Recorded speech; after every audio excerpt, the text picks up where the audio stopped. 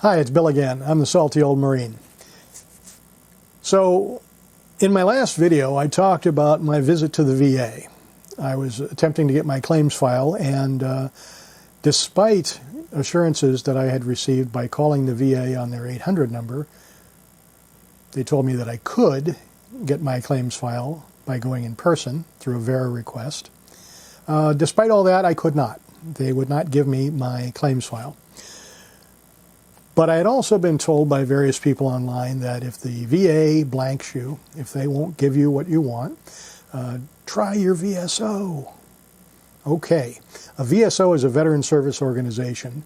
They are the organizations you know, like the VFW, like the Disabled American Veterans, like the Vietnam Veterans of America, various other organizations that are service organizations, and they provide people who, at no cost to you, will help you with your VA claims. And honestly, they're terrific. I am a life member of the DAV, and I would encourage anybody to find the veteran service organization that best fits you and join it. If nothing else, you're helping give back, man. So maybe you should do that. But enough of that. As it turns out, while I was on the 12th floor of the federal building in downtown Detroit at the VA, just down the hall are a bunch of VSO offices. How convenient.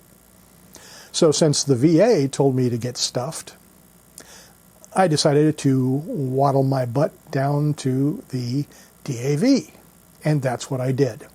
So I walked down the hallway, walked into the DAV.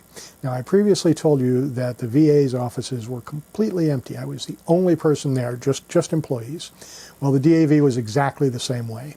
So it's now 20 minutes after 10 on a Wednesday, and it's just me and all the people working for the DAV in that office. Kind of interesting. I will say a couple other people came drifting in as I was leaving, so the place wasn't entirely devoid of human life, but you know, it was pretty empty. So I went in, and the lady at the desk, super nice, asked if how she could help me, and I told her I'm a life member of the DAV, and I just got my claim letter for PTSD, and I have some questions. I'm thinking about filing a higher level review, and I'm also thinking about filing another claim for sleep apnea, and I was hoping I could get a copy of my claims file. So she wrote down my social security number, put it in the computer, and sent it over to one of the VSO agents who were working there right then. And so I sat for a few minutes, and one of them apparently answered her back and said, yeah, we don't do claims files. We can't print up his claims file. But I'll talk to him if he wants to stick around. Okay, so that's twice now I've been blanked for a claim file. And bear in mind, guys, bear in mind, I did my due diligence. I've talked to lots of people online, and I've Googled, and I've looked things up, and I've done everything I can to try and figure out how I can get a copy of my claims file faster than filing a Freedom of Information request online, which has been pending since last freaking July, right? So I don't know, guys. You tell me. You tell me, oh, your VSO can give you a copy of that. Well, no, he wouldn't. Oh, the VA can give you a copy of that. Nope, they wouldn't. So, you know, am I not asking right? Did I have my mean face on? Was it just a bad day? You tell me how you're getting those files when I can't. I'd love to hear it. Tell me.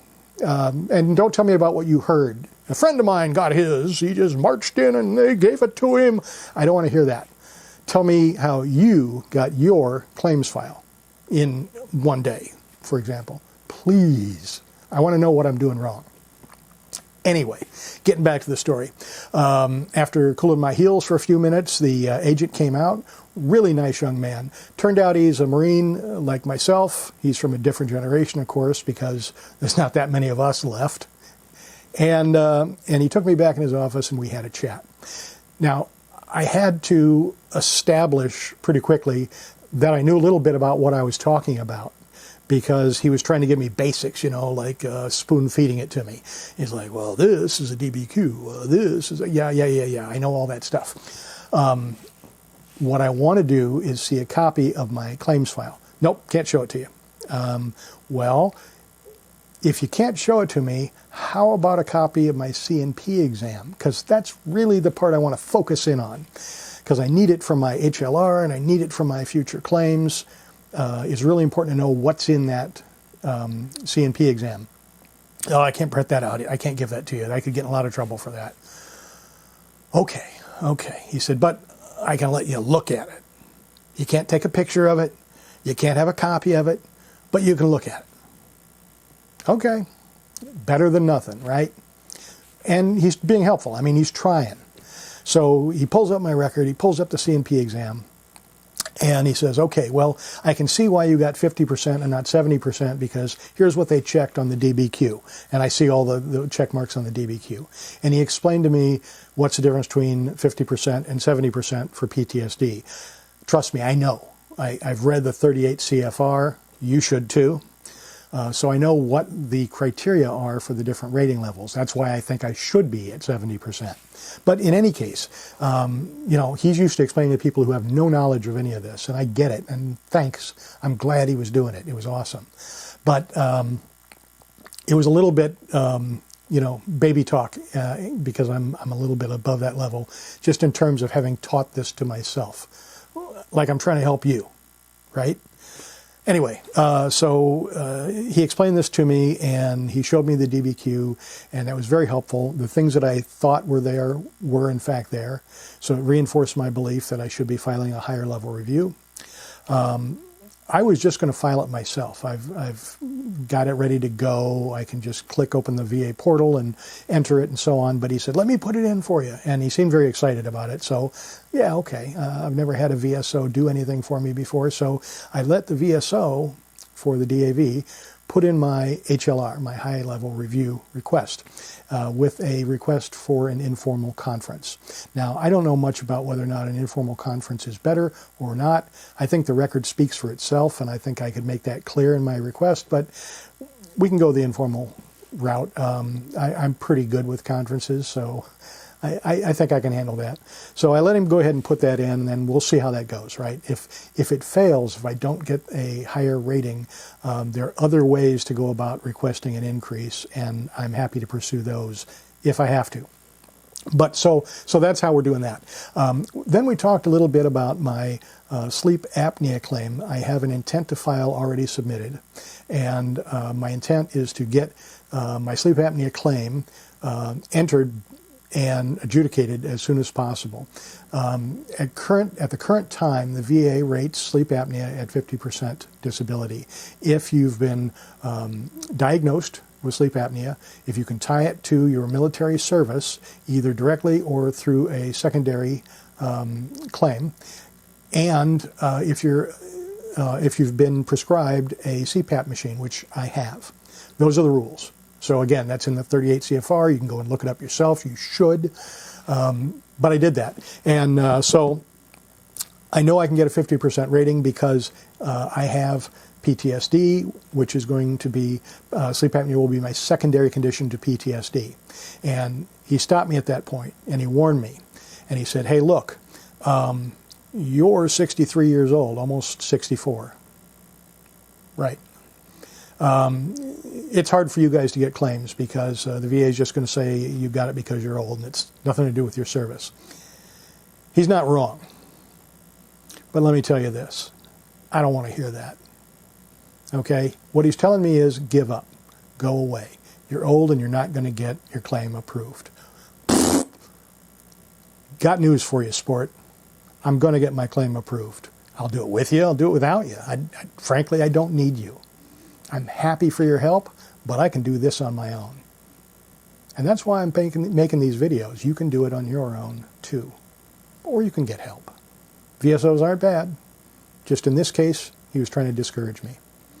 So I explained to him that the reason I'm filing for my sleep apnea secondary to PTSD is because one of the markers for my PTSD was weight control. That is, while I was in the Marine Corps, I was placed on weight control temporarily, and that was used as a marker in my PTSD claim. So the Marine Corps, the VA, has recognized weight gain as one of the indicators that I have PTSD. Great. That's in my record book. That's in my DBQ. And that's what I went to see, by the way. And so, yes, I know it's in there. And that's where I'm going to hang my secondary claim for sleep apnea, because it's known that being overweight, being obese, is a cause of sleep apnea. So my claim will be my sleep apnea was caused by my PTSD with obesity as a contributing factor. Now, I think that's a winning claim, and everything I've read online indicates that that's a good idea as well. Again, he kind of poo-pooed it. He kind of discouraged me, and he said, yeah, but you're old. Okay, sport. Sorry, I got old. I still have sleep apnea. I still have PTSD, and I think it's related. So we're going to go for this. Besides, what's the worst that can happen? They say no.